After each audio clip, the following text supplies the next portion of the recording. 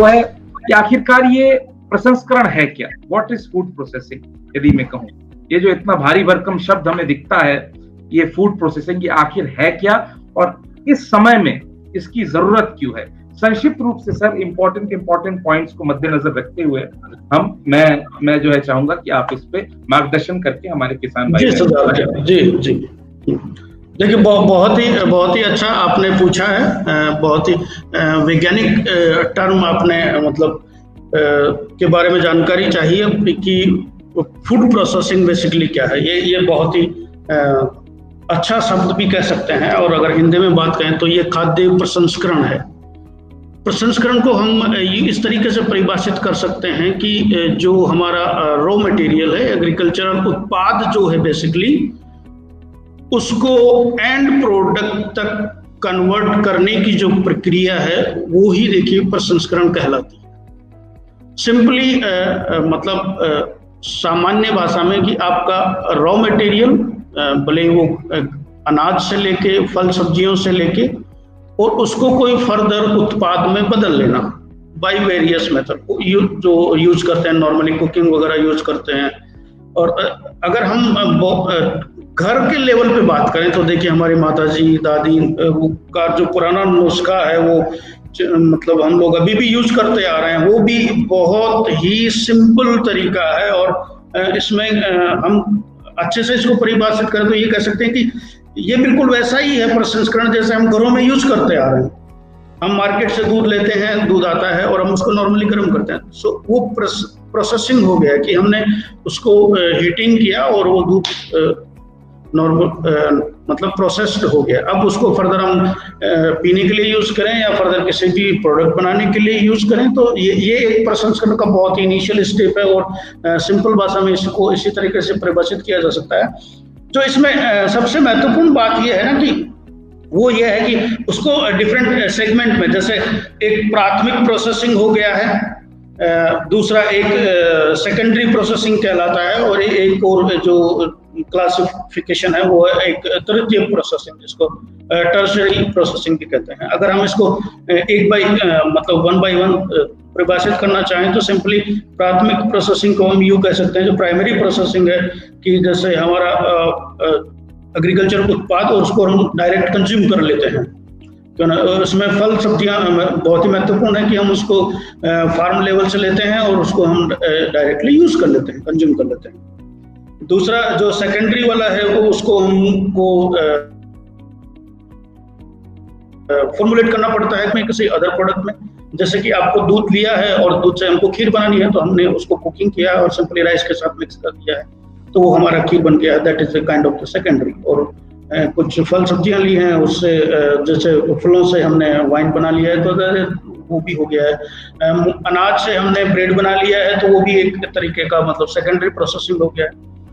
Tertiary में आ गया है कि जो आपका रेडी टू ईट मील है, जो आपका मतलब बना हुआ है, सिंपली वो सर्व करने के लिए रेडी है और उसको आप यूज करेंगे, रीप्रोसेस करेंगे सिंपली। जैसे आपका माइक्रोवेव फूड हो गया है, कोई भी प्रोडक्ट है उसको आपको माइक्रोवेव करना है कुछ समय के लिए, आप उसको वो पहले ही ऑलरेडी पैक है, प्रिपेयर्ड भी है, पैक भी है, उसके बाद में जब आपको कंज्यूम करना है आप उसको माइक्रोवेव करेंगे कुछ सेकंड के लिए और आप उसको कंज्यूम कर लेंगे। तो that is a kind of मतलब वो टर्सरी प्रोसेसिंग।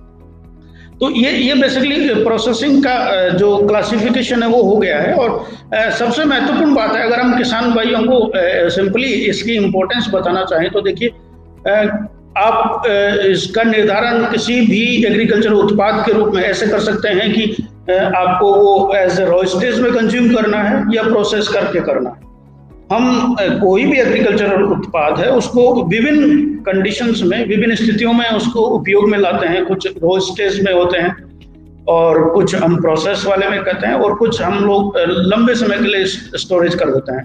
अगर सिंपली बात करें तो फल सब्जियों की, तो वो बहुत ज़्यादा दिनों तक उनका जो उत्पाद का आयु है वो नहीं होता है, तो हमको एक लिमिटेड टाइम में उनको कंज्यूम करना होता है। इसी प्रकार आपको जैसे अगर अनाज वगैरह की बात करते हैं तो अनाज वगैरह में क्या है कि हम उनको लंबे समय तक स्टोर करके रख सकते हैं। नॉर्मली हम घरों में रखते भी हैं, जो हमारा गेहूं है, राइस है, जो दालें हैं, पल्सेज हैं, सोयाबीन वगैरह है, हम उनको लंबे साल 6 महीने नॉर्मली हम लोग घरों में स्टोर करके रख सकते हैं। विभिन्न स्टोरेज जो प्रकार के उपकरण होते हैं, जो बीन्स होते हैं, उनमें हम स्टोरेज करके रखते हैं। तो ये प्रोसेसिंग का नीड है। अब सबसे बड़ी बात है कि रिक्वायरमेंट क्या है, जो ये प्रसंस्करण है इसका जरूरत कहाँ है, ये सबसे बड़ा इंपॉर्टेंट चीज है। देखिए, इंडियन सिनेरियो में हम बात करें, भारतीय कृषि में एक्चुअली हम जब भी एग्रीकल्चरल कृषि उत्पाद की बात करते हैं तो होता क्या है ना, बेसिकली कि हमारा जो कंज्यूमर का डिमांड है वो भी मीट आउट नहीं हो पाता है। जबकि हम पहले हम बता चुके हैं कि हमारा जो प्रोडक्शन में हम लोग कहाँ के स्टेज में है, नंबर 1 है, आइदर नंबर 2 है, नंबर 3 है। मतलब पूरे विश्व स्तर की बात करें तो भारत एक कृषि प्रधान देश तो है ही, साथ में सबसे बड़ी बात है कि उत्पादन के क्षेत्र में हम बहुत ही अग्रणी हैं विश्व के अन्य कई देशों से। तो ये एक अपने आप में हमको स्ट्रेंथन करता है कि हमारी जो एग्रीकल्चरल कंडीशंस हैं, जो हमारा इकोसिस्टम है, उसमें हमारा सर्वाइबिलिटी कंपैरेटिवली अदर कंट्रीज के अकॉर्डिंग बहुत ही अच्छा है। कहाँ कमी रह जाती है वो बात हमको सोचनी चाहिए, क्योंकि जब हम वैज्ञानिक तरीके से सोचते हैं तो हमको वो जो समस्याएं हैं सामान्य नागरिक के साथ में, किसानों के साथ में, हमको उनका विश्लेषण करना जरूरी हो जाता है। तो सबसे बड़ी समस्या जब इसमें आती है कि मतलब इतना बड़ा देश और इतना प्रोडक्शन, उसके बाद में समस्या क्या है, तब हम इसको मतलब इसका अकाउंटेबिलिटी करते हैं तो पता लगता है कि प्रोसेसिंग ही एक ऐसा फैक्टर है जो इस समस्या का समाधान कर सकता है। प्रोसेसिंग करने से जो हमारा उत्पादन है वो जो लार्ज प्रोड्यूस हो गया है वो उसको हम लंबे समय तक स्टोर करके रख सकते हैं, उसको किसी उत्पाद में बदल सकते हैं। मैं जैसे किसान भाइयों को एक बहुत ही छोटा सा उदाहरण देके समझाना चाहता हूँ। मैं जयपुर का रहने वाला हूँ। हमारे उधर गर्मियों में टमाटर पैदा होता है। इधर मैं देखता हूँ वाराणसी क्षेत्र में जब हम लोग हैं तो यहाँ पे भी टमाटर का अच्छा उत्पादन है, और कई बार मैं अखबार में भी ये देखता हूँ कि टमाटर का उत्पादन इतना ज्यादा हो जाता है कि किसान उसको सड़कों पे फेंक देते हैं।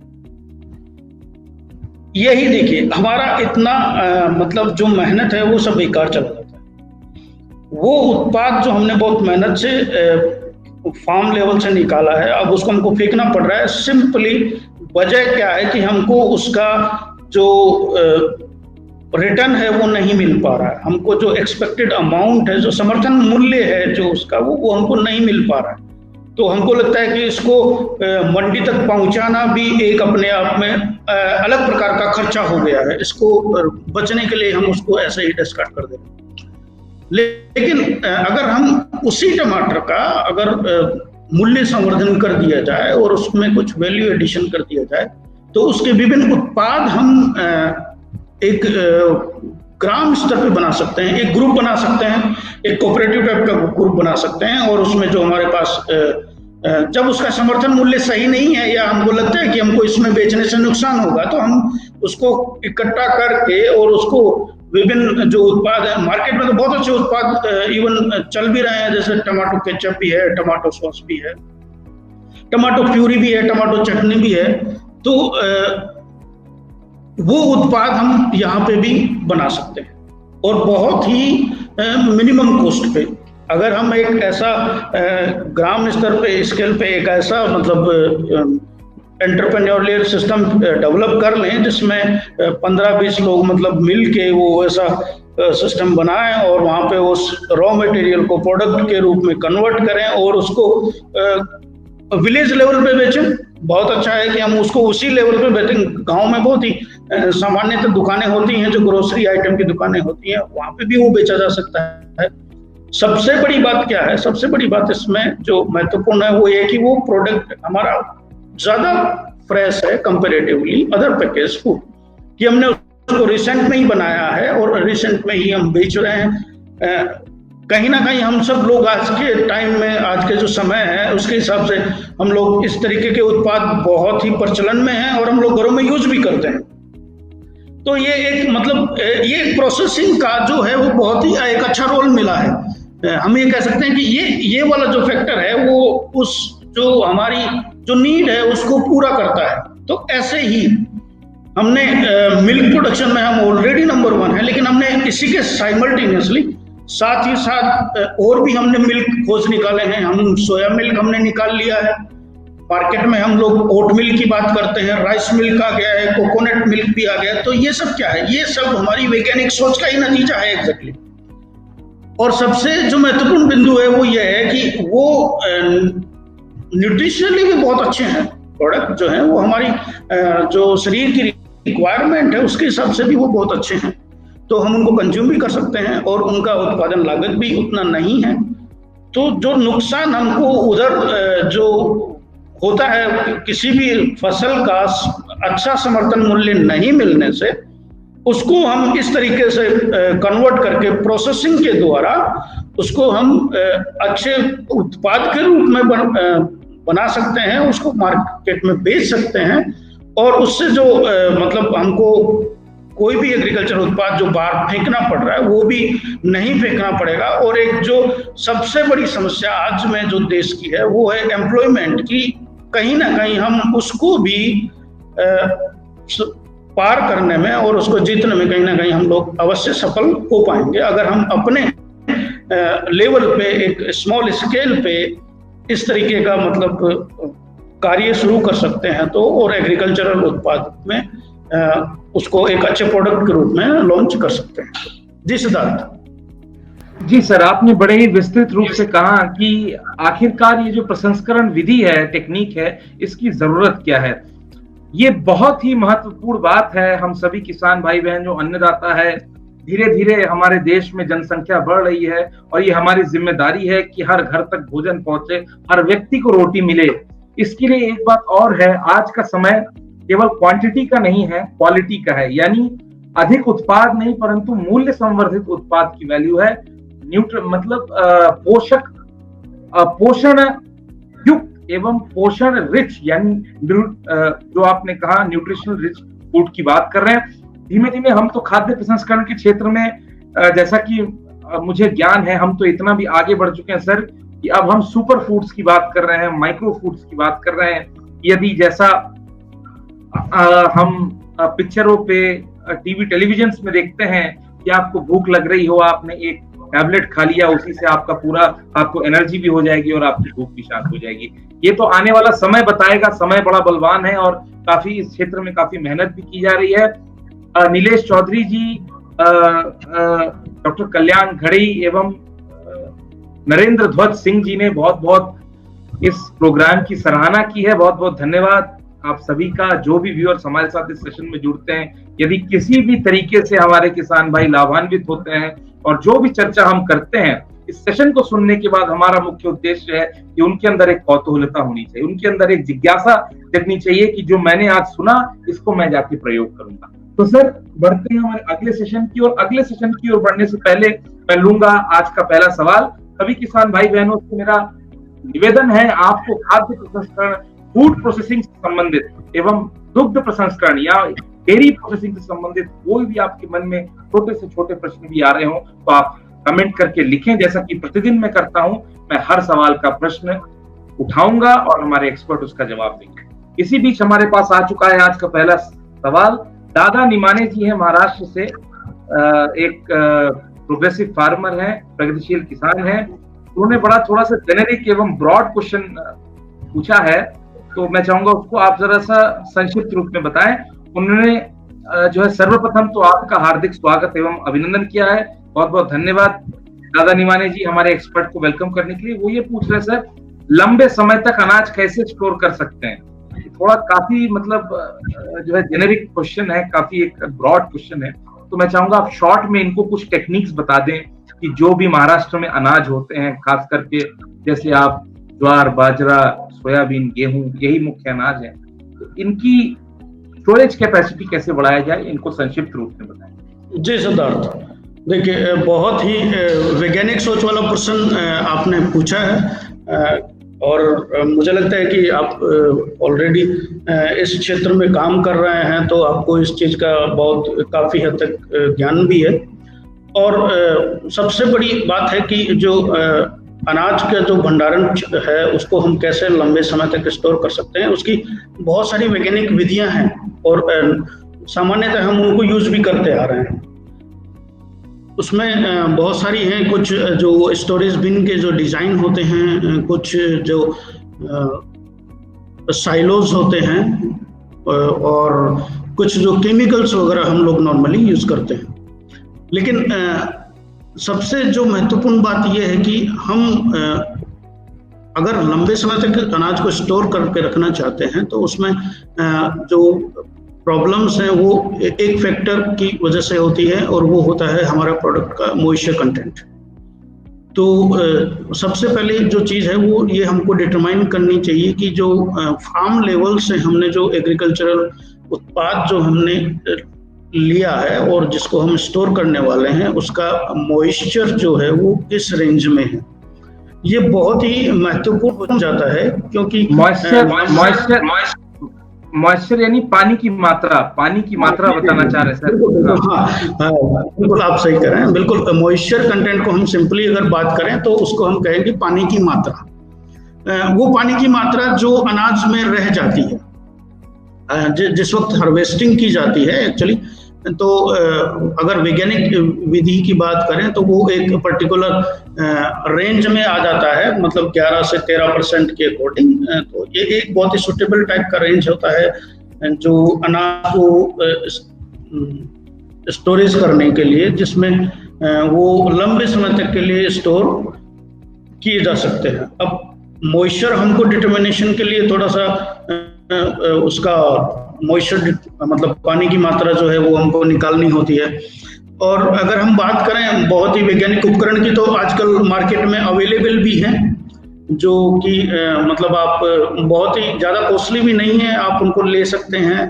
5-6 हज़ार में मिल जाता है मॉइस्चरोमीटर, मतलब जो पानी की मात्रा को निर्धारण करके बता देता है सिंपली कि इसमें इस अनाज में इतना अप्रोक्सीमेट है। तो उसके अकॉर्डिंग अगर हमको लगता है कि अगर इसमें पानी की मात्रा थोड़ी ज़्यादा रह गई है ड्यूरिंग हार्वेस्टिंग, तो हम उसको थोड़ा और ड्राई कर सकते हैं थ्रू द सन ड्राइंग। और भी ड्राइंग की और भी कई सारी टेक्निक्स हैं, लेकिन हम फार्म लेवल पे बहुत ही इफेक्टिव ड्राइंग होती है सन ड्राइंग, वो हम उसके लिए यूज कर सकते हैं। और जब अप्रोप्रिएट पानी की मात्रा उसमें अनाज में मिल जाए तो उसके बाद में हम डिफरेंट जो बीन्स हैं वो बीन्स अब सबसे महत्वपूर्ण सन ड्राइंग का मतलब सूर्य की किरणों से जो हम जो है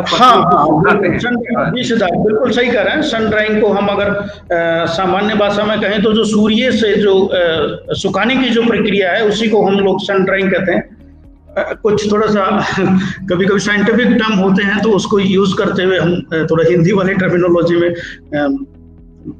कहने से रह जाते हैं। एनीवे, तो जो सूर्य से सुखाने की जो प्रक्रिया है उसको हम सन ड्राइंग कहते हैं। तो ऐसे ही और भी विधियां जो है नॉर्मली वो उसके लिए उपयोग में ली जाती हैं, लेकिन फार्म लेवल पे बहुत ही मोस्ट इफेक्टिव है। और सबसे महत्वपूर्ण बात, आप महाराष्ट्र रीजन से हैं तो मुझे लगता है कि वहाँ पे ऑलरेडी गर्मी और टेम्परेचर इतना इफेक्टिव रहता है कि वो ग्रेन का जो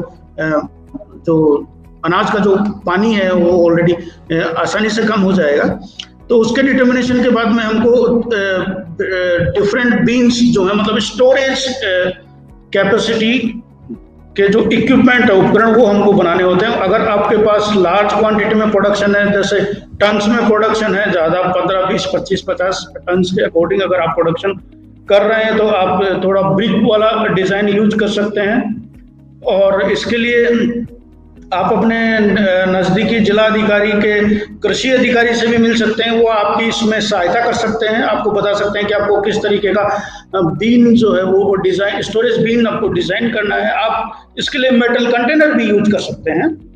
और इसके साथ ही साथ जो सबसे इम्पोर्टेंट चीज़ है कि जब बीन में आप स्टोर करते हैं तो हमको थोड़ा सा जो अनाज का स्टोर करने का जो तरीका है उसमें ऐसा प्रॉपर वेंटिलेशन होना चाहिए, क्योंकि जब भी हम अनाज को स्टोर करेंगे तो उसका हीट जो है वो रिलीज होने लगता है, उससे ग्रेन्स में हीट लोड बढ़ जाता है। जो ऊष्मा होती है, सिंपली हम बात करें ऊष्मा होती है अनाज की, वो बढ़ जाती है। तो उसकी वजह से फिर उसमें आगे चल के जो रिमेनिंग वाटर कंटेंट है वो इवोपोरेट हो जाएगा, वो मतलब उड़ने लगता है और उसकी वजह से वो फंगस वगैरह डेवलप हो जाता है। तो इसके लिए हम कई जो केमिकल्स हैं वो भी हम लोग नॉर्मली यूज करते हैं। तो केमिकल्स की अवेलेबिलिटी भी आप अपने जो कृषि अधिकारी है उनके वहाँ से पता कर सकते हैं। कोई वहाँ पे जो सहकारी वगैरह जो सरकार द्वारा सहकारी दुकानें होती हैं वहाँ पे किस तरीके का जो केमिकल है जो सुटेबल है उसकी कितनी क्वांटिटी आपको यूज करनी चाहिए वो सब मतलब वो प्रेस्क्राइब करके बताते हैं आपको। तो मुझे लगता है कि जो स्टोरेज बीन है वो उसके थ्रू आप उसको स्टोर करके फिर आप उसमें कुछ केमिकल का छिड़काव कर सकते हैं। प्रॉपर वेंटिलेशन का है वो आप उसके मतलब वेंटिलेशन के लिए ऐसा ढांचा ऐसा तैयार करें जिसमें प्रॉपर वेंटिलेशन हो। और सबसे बड़ी बात जो थोड़े इंसेक्ट रेट्स माइट्स वगैरह हैं उनसे बचाव के लिए आपको थोड़ा प्रॉपर जो स्टोरेज बिन है उसका डिजाइन ऐसा बनाना पड़ेगा कि वो आसानी से उसमें एंटर ना हो पाए। तो ये सबसे कुछ एक फैक्टर हैं जो आपको ध्यान में रखने होंगे। और निश्चित तौर पे अगर आप इन विधियों को काम में लेंगे तो एक सामान्य तौर पे हम 1 वर्ष की अवधि 1.5-2 वर्ष की अवधि तक आराम से उस अनाज को स्टोर कर सकते हैं। जी सर। बिल्कुल सर, बिल्कुल।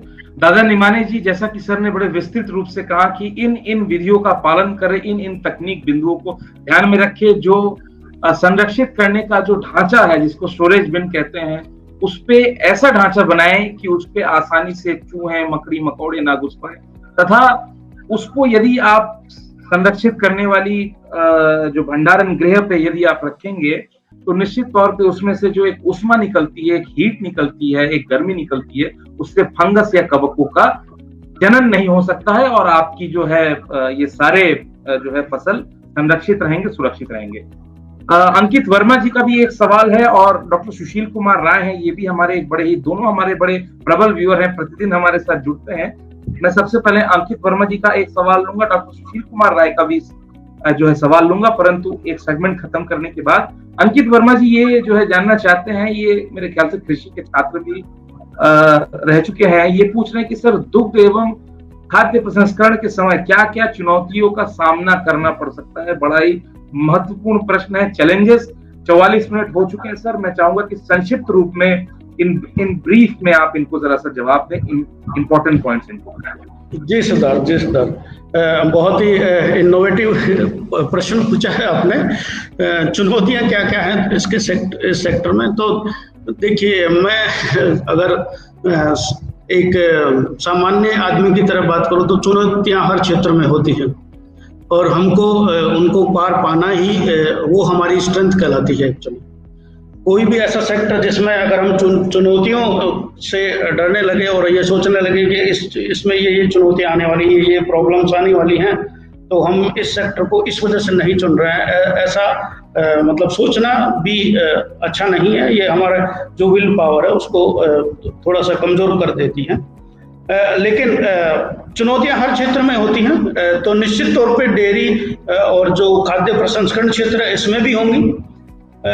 लेकिन इसकी चुनौती के साथ साथ इसमें स्ट्रेंथ भी बहुत है, क्योंकि ये हमारे ग्रास रूट से अटैच हो रखा है। ये जो सेक्टर है बिल्कुल हमारे घरों से, डोमेस्टिक लेवल से शुरू हो रहा है।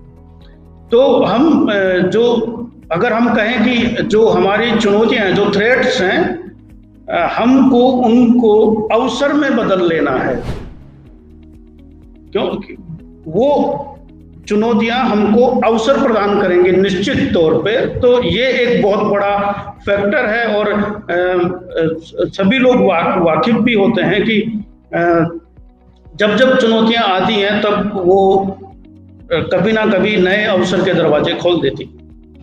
तो जो ये सेक्टर है इसमें बहुत ज़्यादा इतनी बड़ी चुनौतियां भी नहीं है कि हम इसको इम्प्लीमेंट नहीं कर पाएँ और छोटा मोटा रोजगार भी शुरू ना कर सकें।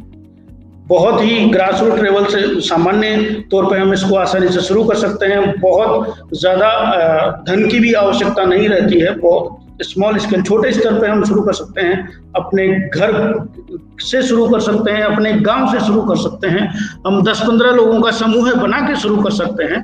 तो जो चुनौतियां हैं वो कन्वर्ट हो जाएंगी हमारे अवसर में। बाकी अगर बहुत ज़्यादा चुनौतियों की बात करें तो हमको थोड़ा बहुत इसके लिए धन की आवश्यकता होती है और सबसे महत्वपूर्ण जो चीज़ है वो है इसके लिए ज्ञान की, कि कोई भी एग्रीकल्चर उत्पाद को हम जैसे किसी प्रोडक्ट में कन्वर्ट करना है या उसको मार्केट में डायरेक्टली सेल करना है, भले वो फल और सब्जियां हों, और फिर उसका जो उत्पाद का आयु है हम उसको कैसे बढ़ाना है, तो वो वाली जो उसकी जो विभिन्न विधियां हैं वो हमको जाननी होती हैं। तो वो ज्ञान वो हमको कहीं ना कहीं से लेना होता है। इसके लिए सरकार समय समय पे बहुत सारी योजनाएं भी लागू करती हैं, उन पे सब्सिडी भी गवर्नमेंट रिलीज करती है। तो वो जो थ्रेट है वो हमारे इधर अवसर में कन्वर्ट हो जाती है कि अगर हमको धन की समस्या होती है तो कुछ सरकार हमको उसके लिए फंडिंग करती है। जैसे हम एक एग्जांपल की तौर पे बात करें, नाबार्ड जो बेसिकली बैंक है, तो वो बैंक के थ्रू हमको लोन प्रोवाइड करवाता है। एग्रीकल्चर सेक्टर में स्पेशली इसका बहुत बड़ा योगदान है और एग्रीकल्चर सेक्टर बहुत मजबूत हुआ है डेफिनेटली बैंकों के सहयोग से भी। तो जो धन वाली समस्या है उसका यहाँ पे निराकरण भी हो सकता है और हम वो जो चुनौती है उसको अवसर में बदल सकते हैं। कुछ जो धन हमको वहाँ से उन योजनाओं, सरकारी योजनाओं से मिलेगा, वो निश्चित तौर पे कुछ उसमें हमको सब्सिडी मिल जाएगा, और वो भी एक समय अवधि के बाद में, जैसे कि हमने अभी शुरू किया है तो हमको 4 साल बाद में देना है या 5 साल बाद में देना है। तो वो एक निश्चित समय अवधि जिसमें हम अपना जो भी सेटअप है, जो रोजगार है, वो सेटअप कर सकें और हम उस कंडीशन में आ जाएं कि हम उसको सुचारू रूप से चला भी सकें। तो इसमें क्योंकि हम इतना बहुत ही सरल रोजगार है जो हम अपने घर के स्तर से शुरू कर सकते हैं, इसमें मतलब बहुत ज़्यादा चुनौतियों की बात नहीं है। हाँ, जो सबसे इम्पोर्टेंट चीज़ है वो है हमारा नॉलेज की हमको उसके बारे में पता होना चाहिए। वो विधियाँ जो वैज्ञानिक विधियाँ जो जिससे उत्पाद हमारा बहुत समय तक स्टोर रह सकता है, उत्पाद का जो न्यूट्रिशनल वैल्यू है वो हम बढ़ा सकते हैं, वो हमको पता होनी चाहिए। और जो उसमें काम करने के लिए बेसिकली हमारा विल पावर जो सबसे महत्वपूर्ण है, एक्चुअली यही फैक्टर्स हैं। बाकी बहुत ज़्यादा चुनौतियां इस सेक्टर में है नहीं कि इसके लिए बहुत ही मेजर फंड या धन की जरूरत होती हो जिसमें हमको वो शुरुआत करने का साहस नहीं हो, ऐसा कुछ भी नहीं है। बहुत ही अवसर है इस सेक्टर में और बहुत ही उपयोगी सेक्टर भी है। और सबसे बड़ी बात ये कि हमारा जो रोजाना का कार्य है, हमारा जो कोई भी सेक्टर जिसमें हमको सुबह उठते ही हमको दूध की जरूरत होती है, सुबह शाम को हमको खाने की जरूरत होती है, तो इसमें एक अवसर हमेशा बना रहता है। जी सर। बिल्कुल बिल्कुल सर, आपने जो है बड़े विस्तृत रूप से बताया कि चुनौतियां तो हर क्षेत्र में है। एक कहावत ये है कि ये वो कश्ती ही क्या जो लहरों से न टकराए। तो हर क्षेत्र में चुनौतियां हैं, हर डगर पे चुनौतियां हैं। उन चुनौतियों को अवसर बना के ही हमें आगे बढ़ना है। और खाद्य प्रसंस्करण की यदि बात करें, ये सुनने में बड़ा ही भारी भरकम शब्द लगता है, परंतु हमारी अम्मा दादियों के मतलब घर घर में जब वो अचार, पापड़, वड़ियां, सिरका, चटनी, ये सब अपने घरों से ही बनाना शुरू करते हैं, तो खाद्य प्रसंस्करण को उसी को कहते हैं। वही एक जो है इसको प्रारूप बोलते हैं, वही एक जो है इनिशियल स्टेज है जब ये प्रसंस्करण की शुरुआत हो जाती है। समय सीमा को ध्यान में रखते हुए सर लगभग 51 मिनट हो चुके हैं और लगभग 40 से ज्यादा किसान भाई बहन हमारे साथ जुड़े हुए हैं। डॉक्टर सुशील कुमार राय का भी एक सवाल है। डॉक्टर साहब, आपका सवाल मैं लूंगा, अवश्य लूंगा, कि आप हमारे बड़े प्रबल व्यूअर हैं और आप जो सवाल पूछते हैं on behalf of many farmers, कई किसानों के सवाल को सम्मिलित करके पूछते हैं। परंतु उससे पहले बढ़ेंगे हम अपने अगले सेगमेंट की ओर। अब मैं चाहूंगा जरा संक्षिप्त रूप में आप बताएं कि खाद्य एवं दुग्ध प्रसंस्करण की यदि मैं बात करूं अभी वर्तमान में प्रेजेंट टाइम पे, तो ऐसे कौन कौन से तकनीकियां हैं, टेक्नोलॉजीज हैं जो सुचारू रूप से किसान भाई उसको प्रयोग कर सकते हैं, ताकि खेत में ही अपने से ही स्वयं वो इनका प्रयोग करके अपने उत्पाद की मूल्य जो है संवर्धित कर सकते हैं। जी सर। जी सर, बहुत ही अच्छा प्रश्न है आपका। और जहाँ तक मैं इसमें अपना व्यू रखने की बात करता हूँ, तो मैं इससे पहले एक जो पॉइंट है वो इंडस्ट्रियल, उसको विजन जो है मैं उसको थोड़ा सा क्लियर कर देना चाहूँगा कि हमारा बेसिकली जो सेशन है वो फार्मर्स के लिए है, तो थोड़ा सा मैं उसको डिफरेंट एस्पेक्ट में क्लियर कर दूं ताकि फिर हम डायरेक्टली अपने पॉइंट पे आ जाएं। अगर हम इस सेक्टर की बात करते हैं और जो इसमें विभिन्न टेक्नोलॉजीज हैं और जो मेथड्स हैं, तो वो एक तो हो गया जो हमारा फार्मर्स लेवल पे, जो फार्म लेवल पे है, दूसरा हो गया इंडस्ट्रियल एप्लीकेशंस। तो जो इंडस्ट्रियल एप्लीकेशंस हैं वो एक्चुअली बहुत ही बड़े औद्योगिक स्तर पे वो चीज़ें और वो विधियां और वो तकनीकी लागू की जाती हैं, जिससे कि उनका जो प्रोडक्शन है, उत्पादन है, वो थोड़ा बड़ा होता है, बड़े अमाउंट में होता है। तो उस वजह से अब बात आती है फार्मर्स की, तो वो हमारा थोड़ा सा स्मॉल स्केल पे कह सकते हैं इसको, क्योंकि जो अगर इंडिविजुअल फार्मर्स का अगर प्रोडक्शन है तो वो बहुत ज़्यादा नहीं होता है। भले ही ग्रेन्स की बात लें, भले ही फल और सब्जियों की बात लें, भले ही मिल्क प्रोडक्शन की बात लें, तो उसमें जो सबसे कॉस्ट इफेक्टिव मेथड है वो कहीं ना कहीं मायने रखता है। औद्योगिक में सबसे बड़ी बात जो है कि वहाँ पे प्रोडक्शन इतना बड़े अमाउंट में होता है कि वो जो हमारा कॉस्ट है वो एक तरीके से नेग्लिजिबल अमाउंट में आ जाता है। वो कॉन्टिन्यूस प्रोसेस भी वो लोग प्रेफर करते हैं जो लगातार उत्पादन करता है, और फिर उनका सप्लाई चेन इतना स्ट्रांग है, मतलब वो उनका कंज्यूमर है, वो मार्केट से सामान ले रहा है, उसको उपयोग में ले रहा है, वो कई ब्रांड नेम है जो मार्केट में सर्वाइव कर रहे हैं। तो उनका एक चेन है, जो कंटिन्यूटी है उस सिस्टम में, जिसकी वजह से जो कॉस्ट है, जो प्राइस है, प्रोडक्ट का प्राइस डिटर्मिनेशन है, वो उनका बना रहता है। लेकिन जब बात करते हैं हम किसान के अपने स्तर पर, तब हमको ये भी सोचना होता है कि मतलब कोई जो उपकरण है वो अगर यूज में लेना है तो कहीं वो ज़्यादा कॉस्ट का तो नहीं है, कहीं उसका प्राइस तो ज़्यादा नहीं है, कहीं पता लगे कि जितनी उसकी आजीविका है तो उसमें एक बहुत बड़ा अमाउंट उसने उस उपकरण में लगा दिया है। तो हम जो संक्षिप्त विधियां हैं, हम उसको जो फार्म लेवल पे हम लोग अप्लाई कर सकते हैं, हम उन्हीं को थोड़ा सा डिस्कस करना चाहेंगे। अगर हम बात करें फूड सेक्टर की, तो देखिए फूड जो है वो 2-3 कैटेगराइज में हम उसको डिवाइड कर सकते हैं। वो है मतलब कि पेरिशेबल वैज्ञानिक वर्ड है, जिसको अगर हम परिभाषित करें तो यूं कहें कि जो जल्दी खराब हो जाते हैं, तो जो जल्दी खराब हो जाते हैं उनको हाईली पेरिशेबल कहते हैं, और जो थोड़े समय तक बने रहते हैं उनको सेमी पेरिशेबल कहते हैं, और नॉन पेरिशेबल वो होते हैं जो लंबे समय तक खराब नहीं होते हैं।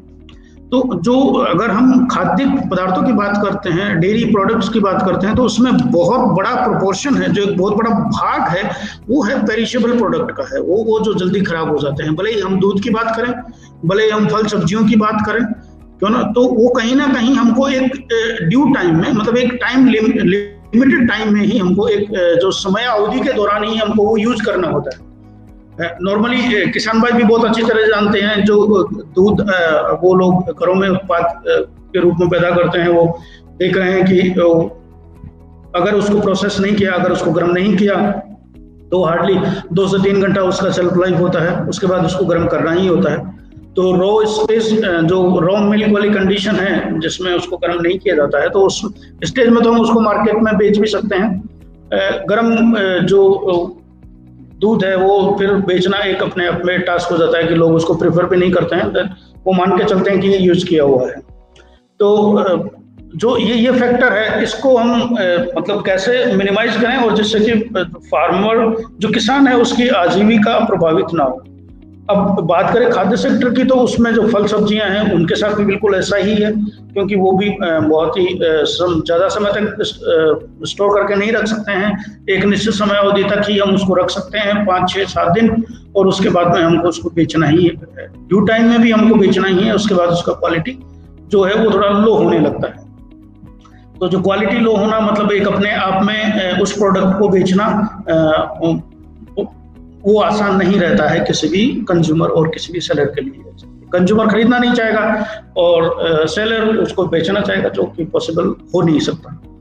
तो फार्म लेवल पे हम कौन कौन सी तकनीकें हैं जो हम यूज कर सकते हैं, जिससे कि जो किसान भाई हैं वो अपनी आजीविका बढ़ा सकते हैं। तो अगर हम बात करें खाद्य से जो पदार्थों की, तो हम कह सकते हैं कि जैसे फ्रूट एंड वेजिटेबल के केस में एक कोल्ड चेन टाइप का एस्टेब्लिशमेंट वो लोग अपने फार्म लेवल पे बना सकते हैं, जिसमें 10-12 या 10x12 का जो फिट का डिज़ाइन का जो एक रूम वगैरह डिज़ाइन कर सकते हैं, और उसको एक कोल्ड रूम के रूप में वो लोग यूज कर सकते हैं, जहाँ पे वो अपना फल और सब्जी अपना स्टोर करके रख सकते हैं।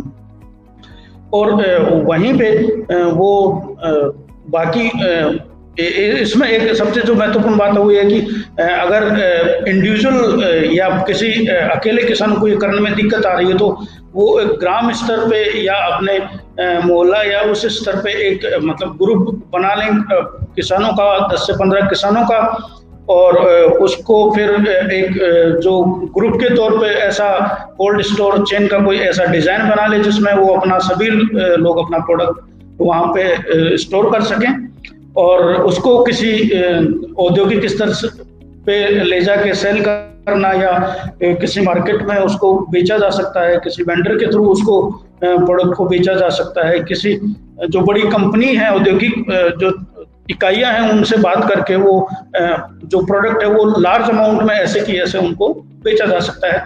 तो डेफिनेटली उस जो खर्चा है जो कोल्ड चेन का वो बाकी सभी किसानों में बढ़ भी जाएगा, और इंडिविजुअली को वो उतना खर्चा भी नहीं आएगा, और उनका जो उत्पाद है वो उसका जो मूल्य है, समर्थन मूल्य भी उनको मिलेगा, और उनको जो फायदा है, लाभ निश्चित तौर पे किसानों को डायरेक्टली उनको होना है। अगर हम बात करें डेयरी सेक्टर में, तो सिंपली ऐसा ही हम एक चिलिंग सेंटर वगैरह जो अपने विलेज लेवल पे वो लोग इस्टेब्लिश कर सकते हैं, जिसमें अगर जैसे इसमें सबसे जो महत्वपूर्ण बात है कि भारत ऐसा देश है जहाँ पे थोड़ा सड़कों का कनेक्टिविटी है जो थोड़ा सा पुअर है, कि जो बड़े शहर हैं वहाँ से गाँवों तक जो सड़कों का कनेक्टिविटी है वो वहाँ पहुँचने में हमको देर भी हो जाता है, टाइम भी लगता है। तो वो जो टाइम जो लग रहा है, टाइम इन डिले जो हो जा रहा है, तो उससे वो प्रोडक्ट का क्वालिटी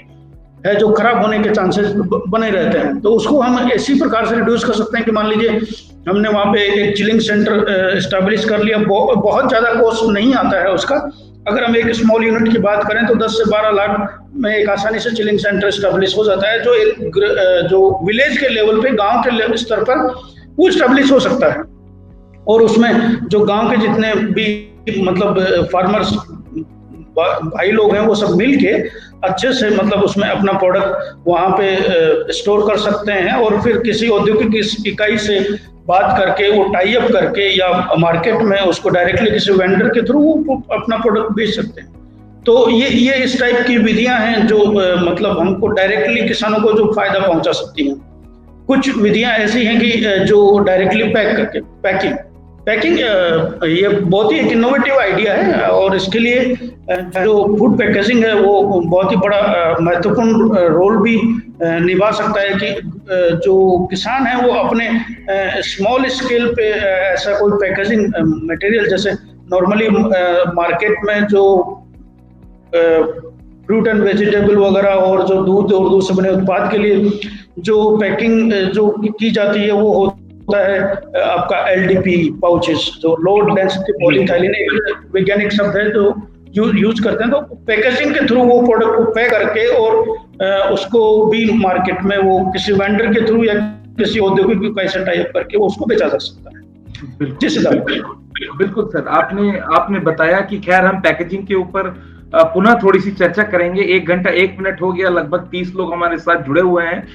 डॉक्टर सुशील कुमार राय, जैसा कि उन्होंने पूछा कि बड़ा ही रोचक और बड़ा ही महत्वपूर्ण प्रश्न है, मैं चाहूंगा इसका आप जो है जवाब जरूर दें और अन्य किसान भाइयों को भी इसके विषय पे मार्गदर्शन करें।